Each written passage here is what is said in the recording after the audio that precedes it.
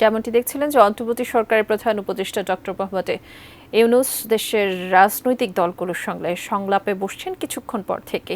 এই মুহূর্তে সেখানে আছেন সহকর্মী সম্রাট আনোয়ার, যুক্ত হচ্ছি তার সঙ্গে। সম্রাট, প্রথমেই তো বিএনপির সঙ্গে বসবেন সংলাপে, এবং এই প্রতিনিধি দলে কারা কারা থাকবেন তা একটু জানাবেন, এবং প্রতিনিধিরা কি আসতে শুরু করেছেন কিনা? ধন্যবাদ মুন্নি।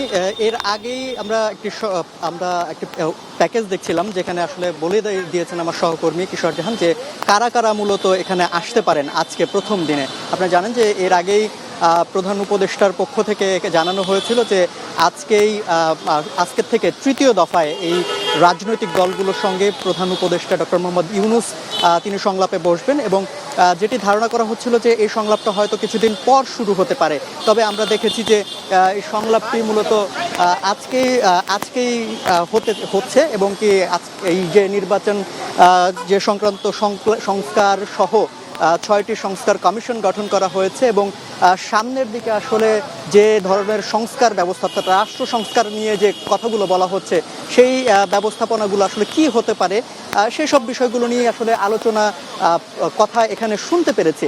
শিয়া বাটার ও ভিটামিন ই সমৃদ্ধ lily glam beauty soap. Lily, always beautiful.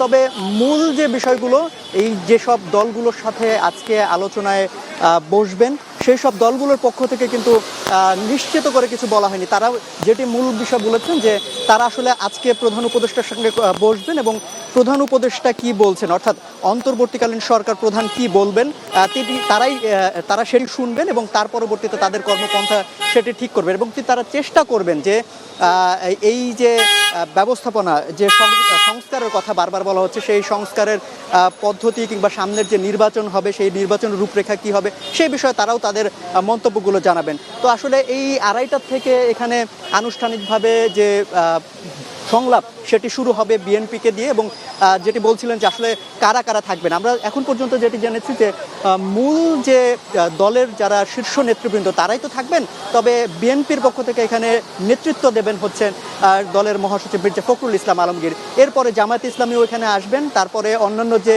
আরও 6টি দলের কথা 5টি দল কথা বলছিলাম, সব মিলিয়ে মোটমাট বিএনপি সহ 7টি দল আজকে এখানে আসার কথা এবং প্রধান উপদেষ্টার সঙ্গে সংলাপে বসার কথা। তো আমরা অপেক্ষা করছি 2:30 থেকে প্রত্যেকটি দলের জন্য আধা ঘন্টা করে সময় দেওয়া হয়েছে, অর্থাৎ প্রত্যেকটি দলই পাবে 30 মিনিট করে। তো তারপরে তারা যখন বের হবেন আলোচনা করে সংলাপ শেষ করে, তারপরে হয়তো আমরা তাদের বক্তব্য জানতে পারব।